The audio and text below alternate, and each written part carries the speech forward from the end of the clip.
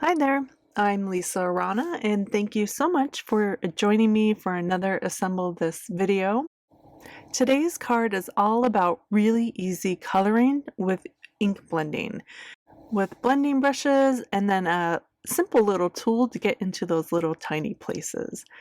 I'm featuring the brand new Unity Stamp Company Winnie the Pooh Winter Footprints stamp set, and it's going to be perfect for this technique. I've pre-stamped my image and sentiment on some hammer mill cardstock.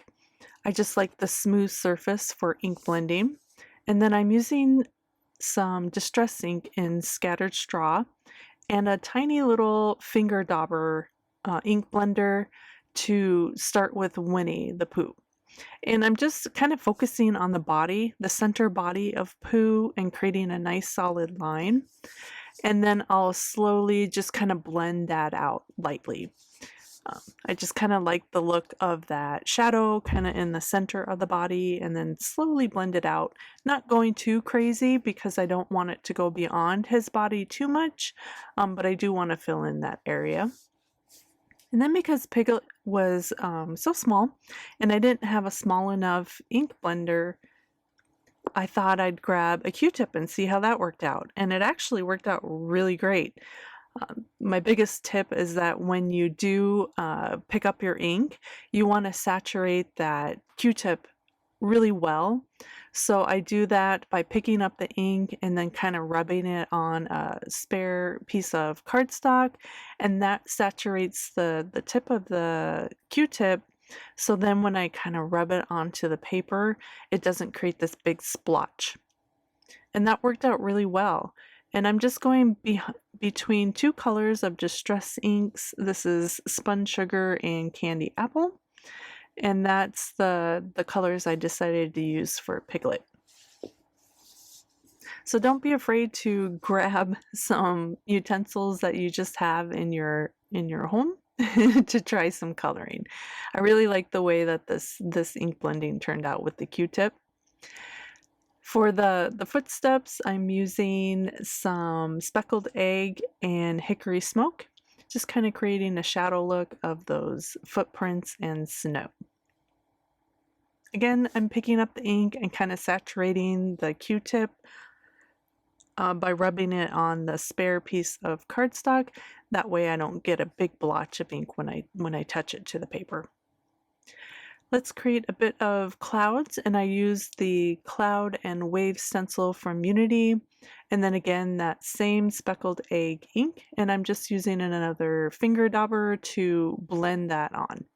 I like to flip the stencil over and rotate it just a bit so I get different looking clouds each time. You could mask off Winnie the Pooh and Piglet, but I was feeling lazy, so I didn't. I was just careful not to ink the clouds too far over their bodies. And then just for a little bit of an accent, I added some white gel pen to the bodies, just for a little bit of a highlight.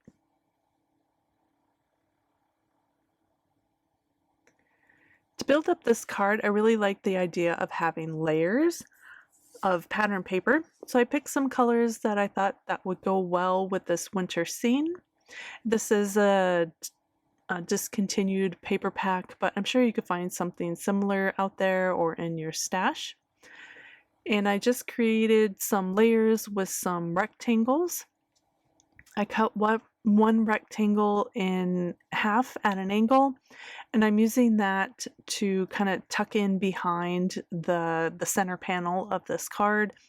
Just kind of fiddling around with trying to get it placed under there how I like it, cutting it down, and I ended up having to lift up that panel just a bit, kind of pull up that glue so I could slide it in where I really wanted it and how I wanted it to angle out from underneath that panel.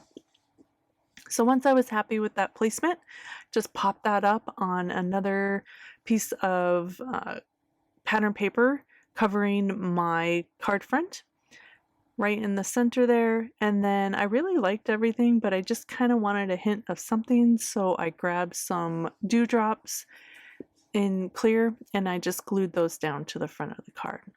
And here is the finished card. I just really love how easily This was to color with some ink blending, and the Q-tip came in really handy for those really tiny spaces. I'll have all the supplies linked in the description of this video on my Dahlhouse Designs YouTube channel and blog.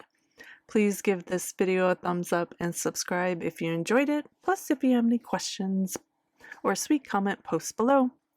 Thanks again for watching. I hope you enjoyed, and I'll see you again soon for another video. Bye!